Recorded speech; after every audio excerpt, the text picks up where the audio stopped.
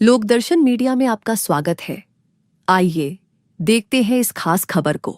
आज के इस विश्लेषण में हम दक्षिण एशिया की भू राजनीति में हो रहे एक बहुत बड़े और चौंकाने वाले बदलाव को डीकोड करने जा रहे हैं। हम बात कर रहे हैं तीस्ता नदी के इर्द गिर्द घूमते बांग्लादेश, चीन और भारत के उन बदलते समीकरणों की, जिनका असर सिर्फ एक नदी या किसी एक प्रोजेक्ट तक सीमित नहीं है। दरअसल पर्दे के पीछे जो खेल चल रहा है वो पूरे क्षेत्र की सुरक्षा व्यवस्था को जड़ से हिला सकता है।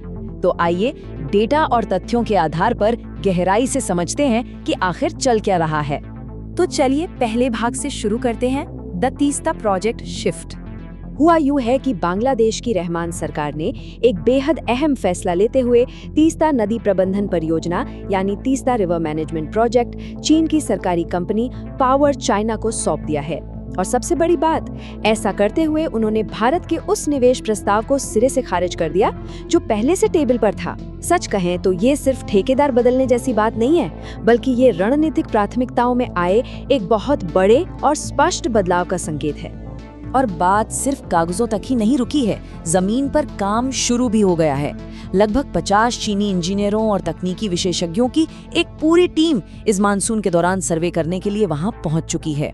इनका पूरा फोकस 3 शुरुआती कदमों पर है। पहला, नदी के बहाव का सटीक आकलन करना, दूसरा, नए बांधों और जेटी का प्लान तैयार करना, और तीसरा, कैचमेंट एरिया में जमी गाद यानी सिल्ट की सफाई करना। इसका सीधा मकसद खरीफ की फसल के लिए मानसून के अतिरिक्त पानी को रोकना और इस्तेमाल करना है। अब आते हैं दूसरे भाग पर, कंपेयरिंग फाइनेंशियल ऑफर्स यानी वित्तीय प्रस्तावों की तुलना। अगर हम पैसों के आंकड़ों पर गौर करें तो कहानी में एक दिलचस्प मोड़ आता है। भारत ने साल 2024 में तत्कालीन हसीना सरकार को इस प्रोजेक्ट के लिए पूरे 9,000 करोड़ रुपए का भारी भरकम प्रस्ताव दिया था, लेकिन मौजूदा प्रशासन ने इस बड़े ऑफर को किनारे करते हुए चीन के 7,000 करोड़ रुपए के पैकेज को चुना है।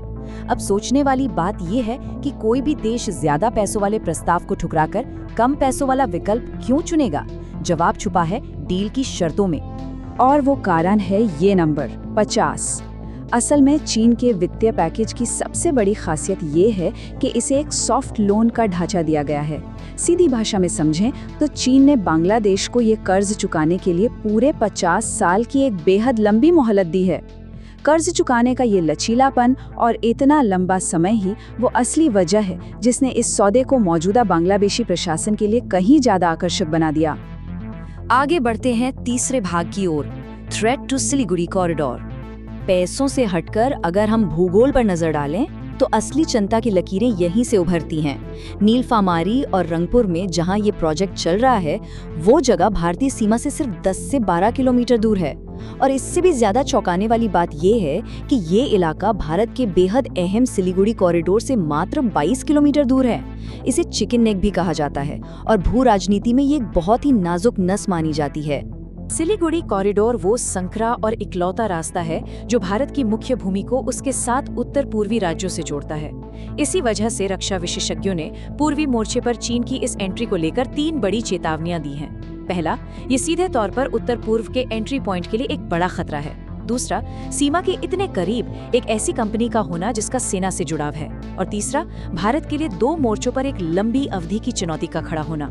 इतने संवेदनशील इलाके में सैकड़ों चीनी इंजीनियरों का लंबे समय तक डेरा डालना सामरिक संतुलन को पूरी तरह बिगाड़ सकता है।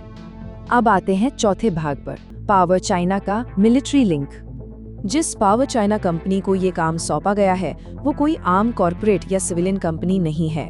ये कंपनी चीन की सिविल मिलिट्री फ्यूजन नीति के तहत काम करती है।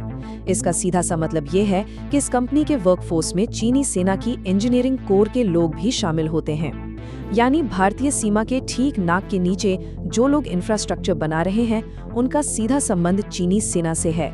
ये कोई छोटा मोटा इत्तेफाक नहीं है। और अंत में 5वां भाग, एक्सपैंडिंग रीजनल डिफेंस टाइज यानी क्षेत्रीय रक्षा संबंधों का विस्तार। अगर हम थोड़ा पीछे हटकर पूरी तस्वीर देखें तो साफ हो जाता है कि तीस्ता प्रोजेक्ट तो बस इस पूरी पहेली का एक छोटा सा हिस्सा है। हाल की घटनाओं से पता चलता है कि ढाका और बीजिंग के बीच सैन्य और बुनियादी ढांचे के समझौतों की बाढ़ सी आ गई है। इसमें सिर्फ नदियां और बांध शामिल नहीं हैं, बल्कि लड़ाकू विमान, पनडुब्बी बेस, एयरबेस और बंदरगाह तक शामिल हैं। यह दक्षिण एशिया की पावर डायनामिक्स में एक बहुत बड़ा और स्ट्रैटेजिक बदलाव है। हवा से शुरू करते हैं। पीएम रहमान के रक्षा सलाहकार और चीनी राजदूत के बीच हुई हालिया बैठकों के बाद ये रिपोर्ट सामने आई है कि बांग्लादेश को इसी अक्टूबर तक चीन से 12 जे सीरीज लड़ाकू विमानों की पहली खेप मिलने वाली है। ये इस बात का साफ सबूत है कि बांग्लादेशी वायुसेना के आधुनिकीकरण में चीनी तकनीक की गहरी पैठ हो चुकी है। अब बात समुद्र की। चीन ने कॉक्स बाजार के पेकुआ में $1.2 बिलियन की भारी लागत से एक शानदार पनडुब्बी बेस का निर्माण पहले ही पूरा कर लिया है। इस बेस में एक साथ 6 पनडुब्बियां रुक सकती हैं और वहां मेंटेनेंस की पूरी सुविधा मौजूद है। बंगाल की खाड़ी के सामरिक लिहाज से यह एक बहुत बड़ी घटना है। समुद्री मोर्चे पर एक और बड़ा कदम उठाया गया है। जून 2026 की चीन यात्रा के दौरान तय हुए समझौते के तहत मोंगला बंदरगाह का प्रोजेक्ट भी बीजिंग को सौंप दिया गया है। इसका सीधा सा रणनीतिक अर्थ यह है कि अब भारतीय तट से मात्र 80 किलोमीटर की दूरी पर चीन की मौजूदगी होगी। भू राजनीति में 80 किलोमीटर का फासला ना के बराबर होता है। और बात यहीं खत्म नहीं होती। लालमोनेरहाट में चीनी मदद से एक नया एयर बेस भी विकसित किया जा रहा है। और हैरानी की बात नहीं है कि ये एयरबेस एक बार फिर उसी संवेदनशील सिलीगुड़ी कॉरिडोर के बेहद करीब स्थित है। जल, थल और वायु तीनों ही मोर्चों पर इस तरह का इंफ्रास्ट्रक्चर खड़ा करना एक बेहद सोची समझी और सधी हुई रणनीति का हिस्सा नजर आता है।